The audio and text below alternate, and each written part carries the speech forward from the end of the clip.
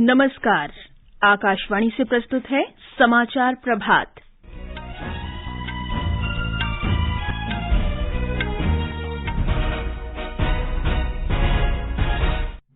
प्रधानमंत्री नरेंद्र मोदी आज गुजरात के अहमदाबाद में प्रमुख स्वामी महाराज शताब्दी महोत्सव के उद्घाटन समारोह में शामिल होंगे। विदेश मंत्री डॉक्टर सुब्रमण्यम जयशंकर भारत की अध्यक्षता में संयुक्त राष्ट्र सुरक्षा परिषद के 2 विशेष मंत्रिस्तरीय कार्यक्रमों में शामिल होंगे। अमेरिका ने स्वच्छ और किफायती ऊर्जा के लिए परमाणु ऊर्जा प्रक्रिया में ऐतिहासिक सफलता हासिल की। भारतीय film RRR 2 golden globe award के लिए नामित। भारत और बांग्लादेश के बीच पहला क्रिकेट टेस्ट मैच आज से चट्टोग्राम में, और अर्जेंटीना क्रोएशिया को 3-0 से हराकर फीफा फुटबॉल विश्व कप के फाइनल में पहुंची। दूसरा सेमीफाइनल आज देर रात फ्रांस और मोरक्को के बीच।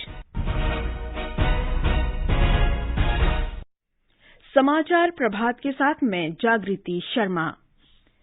प्रधानमंत्री नरेंद्र मोदी आज शाम गुजरात के अहमदाबाद में प्रमुख स्वामी महाराज शताब्दी महोत्सव के उद्घाटन समारोह में शामिल होंगे। प्रमुख स्वामी महाराज ने असंख्य लोगों के पथ प्रदर्शक और आध्यात्मिक गुरु के रूप में भारत और विश्व को प्रभावित किया है। एक रिपोर्ट। प्रमुख स्वामी महाराज एक महान आध्यात्मिक नेता थे जिन्होंने भारत समेत दुनिया भर में अनगिनत लोगों के जीवन में परिवर्तन लाया। उनके जन्म शताब्दी वर्ष के उपलक्ष्य में बोचासणवासी अक्षर पुरुषोत्तम संस्था ने अहमदाबाद के ओगणज में 600 एकड़ की विशाल भूमि पर प्रमुख स्वामी नगर उत्सव स्थल की स्थापना की है, जहां कल से भव्य समारोह का आयोजन किया जाएगा। आकाशवाणी से बात करते हुए BAPS के अपूर्वमुनि स्वामी ने बताया कि इस समारोह के तहत कार्यक्रम स्थल पर दिल्ली अक्षरधाम की प्रतिकृति, 7 बड़े सजावटी प्रवेश द्वार, 5 भव्य प्रदर्शनियां, लाइट एंड साउंड शो और बच्चों के लिए कई बड़े आकर्षण केंद्र स्थापित किए गए हैं। अपर्णा खून, आकाशवाणी समाचार, अहमदाबाद।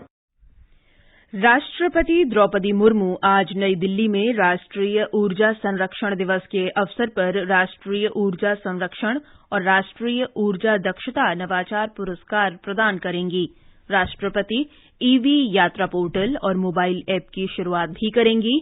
ऊर्जा मंत्रालय ऊर्जा दक्षता और संरक्षण पर देश की उपलब्धियों को प्रदर्शित करने के लिए राष्ट्रीय ऊर्जा संरक्षण दिवस मना रहा है।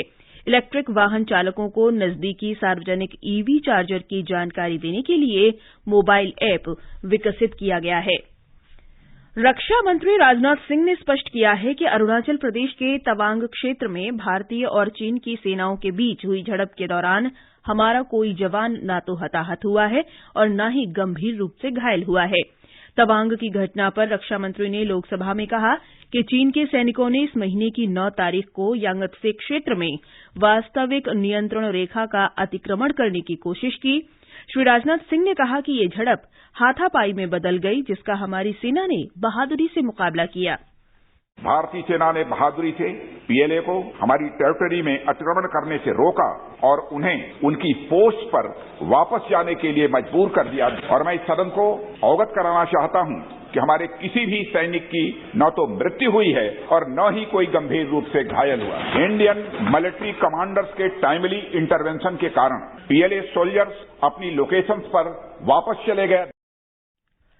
केंद्रीय गृह मंत्री अमित शाह ने आरोप लगाया है कि विपक्ष राजीव गांधी फाउंडेशन द्वारा विदेशी अंशदान नियमन कानून के उल्लंघन के सवाल से बचने के लिए भारत चीन झड़प का मुद्दा उठा रहा है। उन्होंने कहा कि राजीव गांधी फाउंडेशन को 2005 से 2007 के दौरान चीनी दूतावास से 1 करोड़ 35 लाख रुपए का अनुदान मिला था। श्री शाह ने कहा कि लोकसभा में इस बारे में एक प्रश्न सूचीबद्ध था, लेकिन कांग्रेस और अन्य विपक्षी पार्टियों ने सदन की कार्यवाही में बाधा पहुंचाई। इस बीच कांग्रेस अध्यक्ष मल्लिकार्जुन खड़गे ने कहा है कि दोनों मुद्दों में कोई संबंध नहीं है। G20 विकास कार्य समूह की विशेष औपचारिक बैठक आज मुंबई में शुरू होगी। ये 2 दिवसीय बैठक में G20 देशों के प्रतिनिधि विकास के एजेंडे पर विचार विमर्श करेंगे। कल विकास के लिए डेटा और मिशन लाइफ अभियान पर चर्चा हुई। प्रतिनिधियों के समक्ष महाराष्ट्र की संस्कृति और विरासत से संबद्ध कार्यक्रम प्रस्तुत किए गए। कई प्रतिनिधियों ने कहा कि मुंबई ने G20 में भारत की समृद्ध सांस्कृतिक विरासत को एक नई ऊंचाई दी है। भारत के G20 शेरपा अमिताभ कांत ने डीडी इंडिया को दिए एक साक्षात्कार में विकास कार्यबल की बैठक के एजेंडा की जानकारी दी। उन्होंने बताया कि इसमें सामूहिक विकास के लिए प्रयास किया जाएगा। ये पहली बार है भारत के डिप्लोमेटिक हिस्ट्री में कि भारत एक एजेंडा सेट कर रहा है और ये जो एजेंडा है बड़ा इंक्लूसिव है, बड़ा फॉरवर्ड लुकिंग है, बड़ा डिसाइसिव है। भारत की जो अप्रोच है वो है वसुधैव कुटुंबकम कि हम एक पृथ्वी, हम एक कॉस्मिक वेब से आते हैं और सब लोग मिलकर ये बदलाव लाएं और विकास के लिए जो कि एक इंक्लूसिव हो, रेजिलिएंट हो, सस्टेनेबल हो, उसके लिए हम पूरे प्रयास करेंगे। ये समाचार आकाशवाणी से प्रसारित किए जा रहे हैं। अमृतकाल में विकसित भारत के विराट संकल्प से जुड़ा है हर देशवासी। तेजी से विकसित बनते भारत के विकास को निरंतर गति देने में हमारे करदाताओं का है अहम योगदान। इसकी एक महत्वपूर्ण कड़ी है आपका एडवांस टैक्स, देश को हर क्षेत्र में एडवांस करने की कुंजी। तो अपने आयकर की कुल अग्रिम राशि का 75% यानी एडवांस टैक्स की तीसरी किश्त 15 दिसंबर 2022 तक अवश्य अदा करें। कंपनीज, कॉर्पोरेट्स, सैलरीड एम्प्लॉयज या फिर वे व्यक्ति और संस्थाएं जिनका टीडीएस या टीसीएस कटने के बाद भी कर देयता 10,000 रूपए या उससे अधिक है, उनके लिए एडवांस टैक्स देना अनिवार्य है। आइए इस विकास यात्रा में अपना कर्तव्य निभाएं, अपना अग्रिम कर समय से अदा करें। जल्दी करो यार, प्लीज जल्दी। दूसरा कोई मैच है क्या? ऐसे ही कुछ है यार, बैंक जाना है दादाजी को लेके। हाँ यार, उम्र हो जाती है तो रनर तो लगता ही है, पर बैंकिंग में नहीं। वैसे भी आरबीआई कहता है सीनियर सिटीजन सबसे पहले।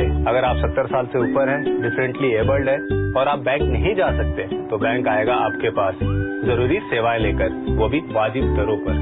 सीनियर सबसे पहले। आरबीआई कहता है जानकार बनिए, सतर्क रहिए। खुजली झटपट दूर करे, जालिम लोशन। वही नाम वही काम, कुछ भी नहीं बदला। चर्म रोगों का दुश्मन जालिम लोशन। समाचार प्रभात में आपका फिर स्वागत है। विदेश मंत्री डॉक्टर सुब्रमण्यम जयशंकर भारत की अध्यक्षता में संयुक्त राष्ट्र सुरक्षा परिषद के 2 विशेष मंत्री स्तरीय कार्यक्रमों में भाग लेने के लिए न्यूयॉर्क पहुंच गए हैं। डॉक्टर जयशंकर इन कार्यक्रमों की अध्यक्षता करेंगे। एक रिपोर्ट। आज होने वाले मंत्री स्तरीय खुली वार्ता का विषय है परिष्कृत बहुपक्षवाद के लिए नए दिशा निर्देश। कल की चर्चा का विषय होगा आतंकवाद से निपटने के लिए वैश्विक दृष्टिकोण, चुनौतियां और समाधान। ये दोनों विषय सुरक्षा परिषद में भारत के लिए प्रमुख प्राथमिकताएं हैं। डॉक्टर जयशंकर संयुक्त राष्ट्र मुख्यालय के परिसर में महात्मा गांधी की प्रतिमा का अनावरण भी करेंगे। विदेश मंत्री शांति स्थापकों के खिलाफ अपराध की जवाबदेही तय करने के लिए मित्रों के समूह की शुरुआत भी करेंगे। डॉक्टर जयशंकर संयुक्त राष्ट्र महासचिव और संयुक्त राष्ट्र महासभा के अध्यक्ष के साथ विचार विमर्श करेंगे। मोटे अनाज के लिए अंतर्राष्ट्रीय वर्ष 2023 पर भारत की पहल को दर्शाने वाली एक विशेष फोटो प्रदर्शनी भी आयोजित की जाएगी। विदेश मंत्री सुरक्षा परिषद के सदस्यों के लिए मोटे अनाज पर आधारित भोज की मेजबानी भी करेंगे। समाचार कक्ष से शशांक कुमार। नौसेना अध्यक्ष एडमिरल आर हरिकुमार ने श्रीलंका में कल विभिन्न द्विपक्षीय रक्षा सहयोग कार्यक्रमों की प्रगति की समीक्षा की। ब्यौरा हमारे संवाददाता से। नौसेना अध्यक्ष का दौरा भारत का श्रीलंका को प्राथमिकता देने के संदेश को और जोर देता है। कल नौसेना अध्यक्ष ने गोवा शिपयार्ड द्वारा निर्मित SLNS सिंधुराला का निरीक्षण किया। मेक इन इंडिया की दिशा में एक और कदम के रूप में श्रीलंकाई नौसेना को भारत में डिजाइन और निर्मित की गई रक्षा उपकरणों को प्रस्तुत किया गया। श्रीलंका में भारतीय शांति सेना यानी IPKF के बलिदान को याद करते हुए श्री कुमार ने IPKF मेमोरियल पे पुष्पांजलि अर्पित की। नौसेना प्रमुख आज श्रीलंकाई राष्ट्रपति और प्रधानमंत्री से मुलाकात करेंगे, जिसके बाद वे त्रिंकोमाली के लिए रवाना हो जाएंगे। आकाशवाणी समाचार के लिए कोलंबो से अहमद मोइन फारूकी। अमेरिका ने स्वच्छ ऊर्जा की लगभग असीमित आपूर्ति का वादा पूरा करने के लिए परमाणु ऊर्जा प्रक्रिया में विशेष सफलता हासिल की है। इससे जलवायु परिवर्तन की समस्या से निपटने में भी मदद मिलेगी। अमेरिकी ऊर्जा विभाग ने कहा है कि कैलिफोर्निया में लॉरेंस लिवरमोर नेशनल लेबोरेटरी के शोधकर्ताओं ने पहली बार परमाणु फ्यूजन के लिए इस्तेमाल की गई ऊर्जा से अधिक ऊर्जा उत्पादित की। व्हाइट हाउस की विज्ञान सलाहकार आरती प्रभाकर ने कहा कि ये इंजीनियरिंग चमत्कार का एक अद्भुत उदाहरण है। भारतीय film RRR 2 golden globe award के लिए नामित की गई है। फिल्म को सर्वश्रेष्ठ गैर अंग्रेजी फिल्म और सर्वोत्कृष्ट मौलिक गीत नाटू नाटू के लिए नामांकित किया गया है। ये फिल्म स्वाधीनता पूर्व 1920 के दशक में दो भारतीय क्रांतिकारियों अल्लूरी सीताराम राजू और कोमाराम भीम की सच्ची कथा पर आधारित है। भारत और बांग्लादेश के बीच पहला क्रिकेट टेस्ट मैच आज सुबह 9 बजे से चट्टोग्राम में खेला जाएगा। रोहित शर्मा के चोटिल होने के कारण केएल राहुल भारतीय टीम की अगुवाई करेंगे। श्रृंखला का दूसरा टेस्ट मैच 22 दिसंबर से ढाका में खेला जाएगा। बांग्लादेश ने 3 एकदिवसीय मैचों की श्रृंखला में भारत को 2-1 से हराया था। कतर में फुटबॉल विश्व कप में 2 बार की चैंपियन अर्जेंटीना फाइनल में पहुंच गई है। कल पहले सेमीफाइनल में अर्जेंटीना ने क्रोएशिया को 3-0 से हराया। एक रिपोर्ट।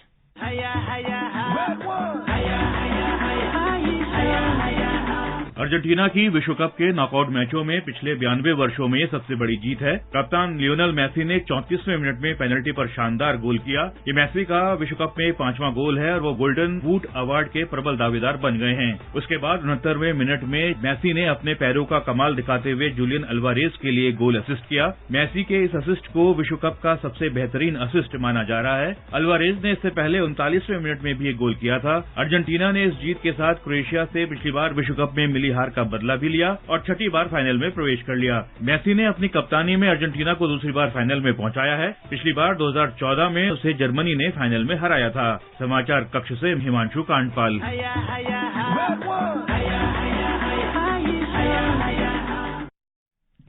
आज देर रात 12:30 बजे दूसरे सेमीफाइनल में मौजूदा चैंपियन फ्रांस का मुकाबला मोरक्को से होगा।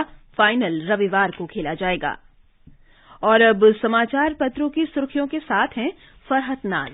धन्यवाद जागृति। अरुणाचल के तवांग में भारत चीन सैनिकों के बीच हुई झड़प आज प्रकाशित सभी अखबारों की पहली खबर है। दैनिक भास्कर की सुर्खी है, करगिल जैसी साजिश थी, 17,000 फीट ऊंची चोटी हथियाकर घेरने आए थे चीनी। हमारे जवानों ने कंटीले लाठी डंडे से पीट पीट कर चीनियों को भगाया। राष्ट्रीय सहारा ने चीनी घुसपैठ पर शीर्षक दिया है, तवांग पर संसद में संग्राम।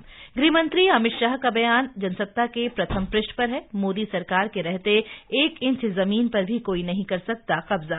हरिभूमि ने वायुसेना के 15 से 16 दिसंबर तक होने वाले प्रशिक्षण युद्धाभ्यास को प्रमुखता दी है। राजस्थान पत्रिका ड्रैगन के खिलाफ मोर्चा शीर्षक से लिखता है, एलएसी पर लड़ाकू हवाई गश्त। विपरीत परिस्थितियों में भारत थोड़ा मुरझा सकता है लेकिन मर नहीं सकता। प्रधानमंत्री का श्री अरबिंदो की 150वीं जयंती पर वक्तव्य लोकसत्ते की सुर्खी है।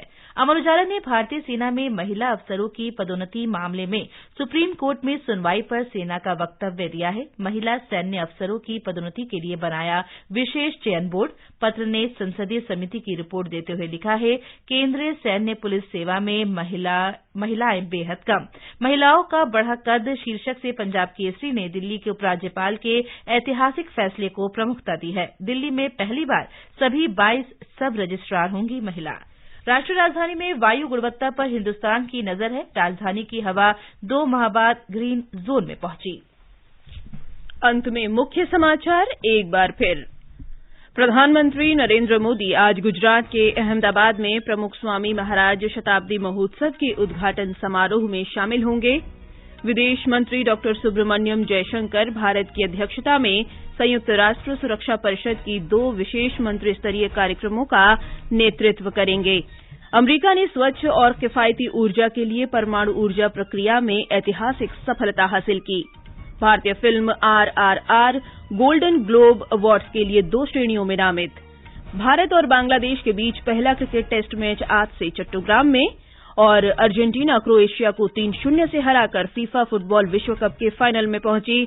दूसरा सेमीफाइनल आज देर रात फ्रांस और मोरक्को के बीच। इसके साथ ही समाचार प्रभात का ये अंक समाप्त हुआ। नमस्कार।